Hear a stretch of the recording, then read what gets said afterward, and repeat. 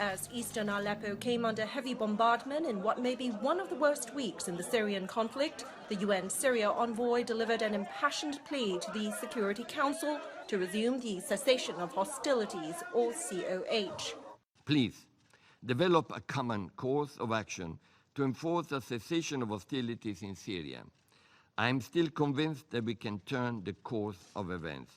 We have proven this more than once before. We have come a long way to date to not allow the small but tangible achievements of the COH to be buried under the dust of Aleppo's rubble.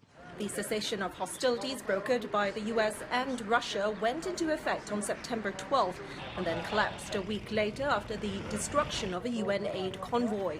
Washington blames Russia and the Syrian government for that attack, and Moscow blames the US and opposition rebels.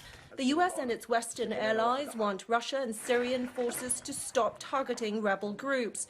Russia says that's the difference between opposition rebels and terrorists. We don't have to order someone to do anything unilaterally, but we need to see we're talking about a sincere desire to separate those people who are working with the American coalition from Jabhat al-Nusra. Russia would have this council live in upside-down land, where bombing first responders, cutting off humanitarian aid, and supporting a murderous regime. What Russia is sponsoring and doing is not counterterrorism, it is barbarism. As accusations continue to fly, China tried to steer the meeting back to a key area of concern. 反恐是解决叙利亚问题的重要组成部分。 Counterterrorism is a very important component of the solution to the Syrian question. The Syrian conflict has led to the rise and spread of terrorism. Without rooting out terrorism, there will be no peace for the Syrian people.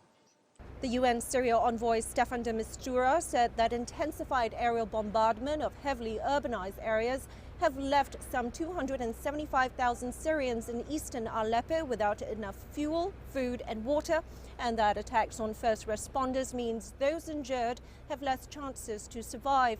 Staffan de Mistura is asking for weekly 48-hour pauses in fighting in order for humanitarian aid to be delivered. Liling Tan, CCTV, New York.